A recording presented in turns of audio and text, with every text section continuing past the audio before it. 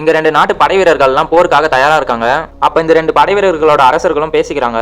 நான் உன்கிட்ட நேத்தும் சொன்னேன், இன்னைக்கு சொன்னேன், என்னோட நாட்டு மண்ணை விட்டு போயிடு அப்படின்னு.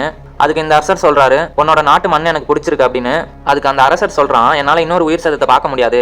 உன்னோட படையில இருந்து ஒரு சிறந்த வீரன், என்னோட படையில இருந்து ஒரு சிறந்த வீரன், இவங்க 2 பேருக்கு நடுவுல மட்டும் போர் விடலாம். இவங்க 2 பேர்ல யார் ஜெயிக்கிறாங்களோ அவங்களே ஜெயிச்சதா வச்சுக்கலாம் அப்படின்னு சொல்றான் அந்த அரசன். 2 பேரும் அதுக்கு சம்மதிக்கிறாங்க. இப்ப இந்த அரசன் அவனோட படையில இருந்து ஒரு வீரனை கூப்பிடுறான். பார்த்தா அவன் பாக்கிறதுக்கே 6 அடி 100 கிலோக்கு மேல இருக்கான். அவனை பார்த்தே எல்லாரும் பயப்படுறாங்க. இப்ப அந்த அரசரும் அவரோட படையில இருந்து ஒரு வீரரை கூப்பிடுறாரு. ஆனா கூப்பிட்ட உடனே யாருமே வரவே இல்லை. அகிலிஸ் இன்னும் போருக்கே வரல அப்படின்னு சொல்றாங்க. சரி போய் அவனை கூட்டிட்டு வாங்கன்னு அரசர் சொல்றாரு.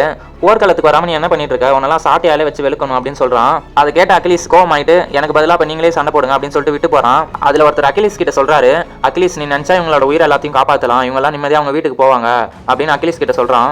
அதை கேட்டுட்டு அகிலிஸ் அந்த நாட்டு படைவீரனை பார்த்து வேகமா ஓடி போறான். அந்த நாட்டு படைவீரனும் அவங்க கிட்ட இருக்கிற ஈட்டியை தூக்கி எறிறான் அகிலிஸ் மேல. அகிலிஸ் வந்து அவங்க கிட்ட இருக்கிற கேடயத்தை வச்சு தட்டுறான். கேடயத்தை தொலைச்சிட்டு வந்துருச்சு அந்த ஈட்டி. கேடயத்தை கீழே போட்டுட்டு அவனை நோக்கி வேகமா ஓடி போறான். அப்பயும் அவன் இன்னொரு ஈட்டியை எறிறான் அகிலிஸ் மேல. அகிலிஸ் அதுல இருந்தும் தப்பிச்சு அவனோட பக்கவாட்டிலே எகிரி தோல்லையே ஒரு குத்து குத்துறான். அந்த வால் நல்லா ஆழமா இறங்கிருது. அவனை குத்திட்டு அகிலிஸ் திரும்பி பார்க்கவே இல்லை. அந்த படை வீரனும் மண்டிட்டு அப்படியே கீழே விழுந்துடுறான் சரிஞ்சு.